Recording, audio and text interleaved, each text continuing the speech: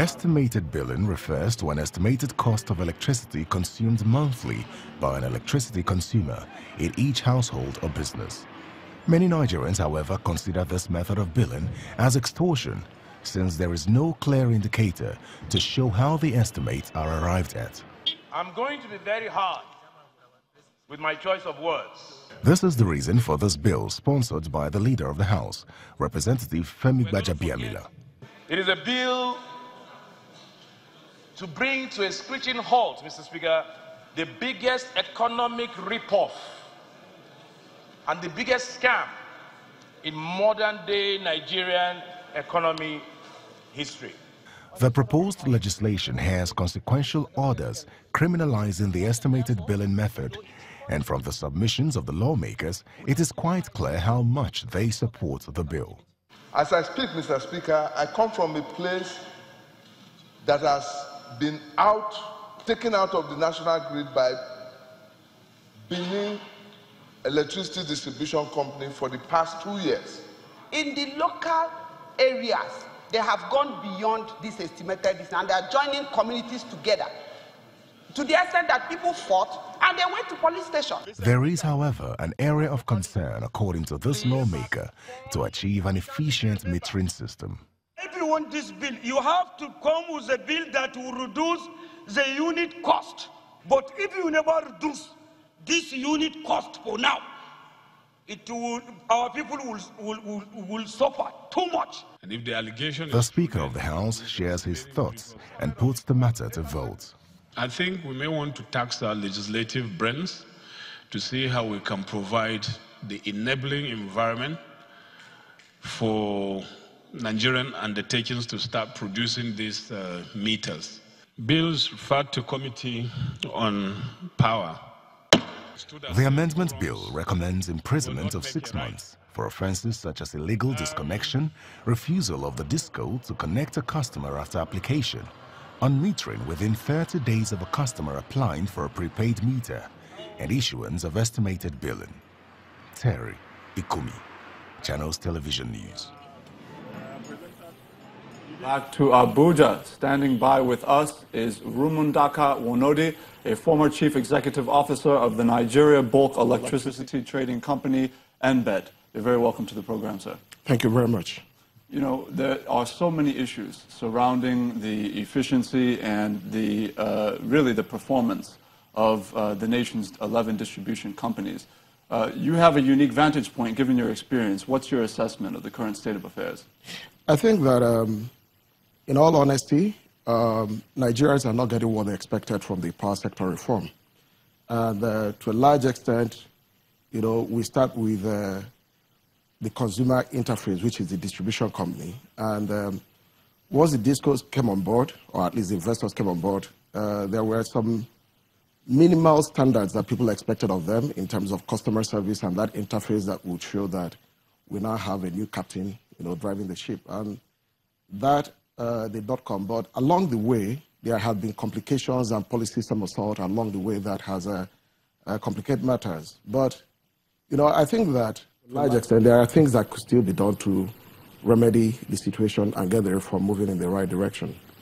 You know, when we know that the federal government had stepped in 2017 with the payment assurance guarantee of 701 billion naira to support the system. We also know that it's dependent on the willingness of the distribution companies to remit their revenues to NBET on the basis of what is being paid to the generation companies, etc. We have not seen that. I think in December 2017, we saw approximately 8% of what the distribution companies should be paying to NBET being paid, as opposed to the 100%. And then, of course, in January, 13%. So there's an underfunding problem. Can you talk about the commitment of the distribution companies in terms of they're making these revenues via estimated billing, etc., but we're not seeing that reflected in their payments to NBET? Well, I think that one of the things that one would have expected is that at the time the government wanted to release the 701 billion, that it should have a known and very well determined and agreed level of payments to come from the distribution companies. Instead, what the government said is that the bulk trader must pay at least 80% of the invoice of the generation companies, but there was not quite a firm number or percentage of the bills that the distribution companies could pay. And right now, there are no contracts in place to actually regulate and enforce them to do that. So I think they pay as a wish, or as they are able to. Isn't the challenge, though, you've mentioned the 80% kind of stipulation given to generation companies, but with the distribution companies, there doesn't seem to be a firm set standard for what they can even distribute. So in the absence of that, how do you now say this is what you must pay if you're NBET? Well, that's where you have a gap, because you have to have a tariff that is agreed upon with distribution companies that says that this is how much they should pay, and therefore the 701 billion is to make up a difference. But we don't have that benchmark for distribution companies. When you say they have the tariff, let's look at the issue of tariff, because we're not talking about how to end estimated billing. Some people living in a bedroom apartment have had to pay as much as 20,000 a month for just maybe 3 or 4 lighting points. What do you think the tariff situation in the country is appropriate? Well, the tariff situation is needs to be agreed upon, right? But the estimated billing, it's a big problem. It's a big problem, and I think it's a very unfair thing on consumers, the way it's been handled in some cases. And that probably is why the lawmakers, representing the people, have decided to take it upon themselves. But the question is that the right way to solve this problem? Is it a new bill, or is it through regulations, which, the regulator is trying to put in place? But I can understand the feeling, of frustration on the part of the lawmakers in trying to find a way to end the estimated billing, criminalizing it, or doing anything to that effect. The tariff, you said the tariff needs to be agreed upon. Yeah. You were in the system, at least up till 2016. Right. The tariff we have now is what agreed upon? Well, the basis of the tariff was agreed upon, but in 2016, to date, a few things have moved. And the methodology says that if things move, you would adjust the tariff to reflect changes in macroeconomic situations. So, for instance, that last tariff was benchmarked to about 190 naira to the dollar. Right? Things have moved significantly, and most of the products, especially the equipment, a lot of them are imported. So you could see the cost affecting that, right? The foreign exchange. Then inflation moved up to 17% at one point, is now beginning to come down. And you would expect those things reflected in the tariff. And the tariff also was predicated on a generation level of almost 6,000 megawatts. What is being pushed through the system is about 5,000, on the best days. So you would see that there are things that have moved around that would have required the adjustment of the tariff, right?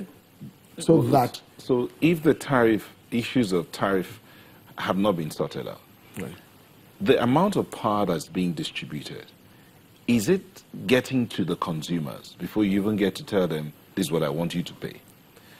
I think power gets to, if it's produced, then definitely it's getting somewhere, right? But maybe not to the consumers? Well, it can't go any other place but to the consumers. Okay. It is a straight line. It has to get somewhere. But the thing is that, because we have a serious supply deficit, at every point in time, there is a consumer that is not getting what is expected of him, right? And this is one of the things that we also say about the tariff. The tariff should actually propose to the consumer an expected level of service. So am I getting 6 hours?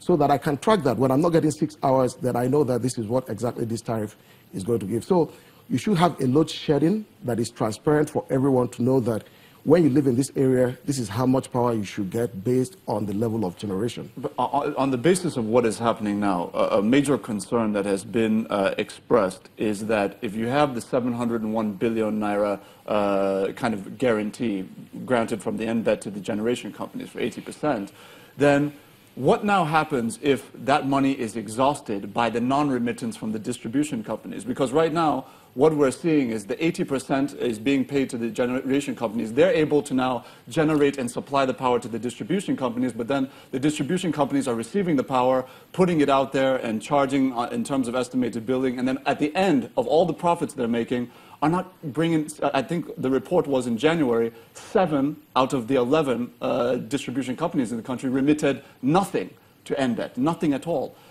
Is that sustainable? It is definitely not sustainable. It is not sustainable.